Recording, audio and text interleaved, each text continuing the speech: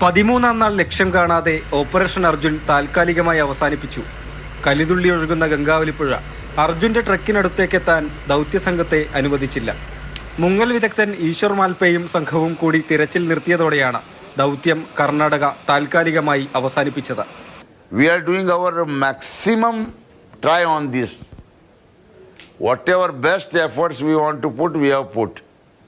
Now we have not stopped. If tomorrow the water is clear, our Ishwar Malpe is rushing to Karwar again. തീരുമാനത്തിൽ കണ്ണീരോടെ അർജുന്റെ കുടുംബം. അർജുനില്ലാതെ ദുരന്തഭൂമിയിൽ നിന്ന് മടങ്ങില്ലെന്ന് ബന്ധു ജിതിൻ. ഇങ്ങനെയുള്ള ഒരു നിർത്തൽ അത് അംഗീകരിക്കാനാവില്ല. ശരി, പ്രതിഷേധമുണ്ട്. 4 ദിവസത്തേക്ക് കഴിഞ്ഞാണ് ഇനി ആരംഭിക്കുക എന്നെല്ലാം പറയുന്നത്. പക്ഷേ അതിലൊന്നും വിശ്വാസമില്ല. തൃശൂർ കാർഷിക സർവകലാശാലയിൽ നിന്ന് വെള്ളത്തിൽ ഉപയോഗിക്കാവുന്ന മണ്ണുമാന്തി യന്ത്രം കൊണ്ടുവന്ന തിരച്ചിൽ പുനരാരംഭിക്കാനാണ് നീക്കം.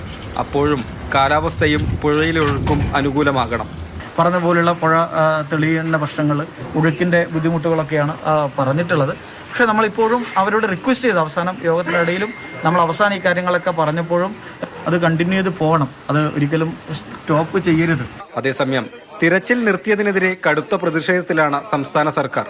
ഏകപക്ഷീയമായാണ് കർണാടക തീരുമാനമെടുത്തതെന്ന് പ്രതിനിധികൾ കുറ്റപ്പെടുത്തി. ഷിരൂരിൽ നിന്ന് ടീം മാതൃഭൂമി ന്യൂസ്.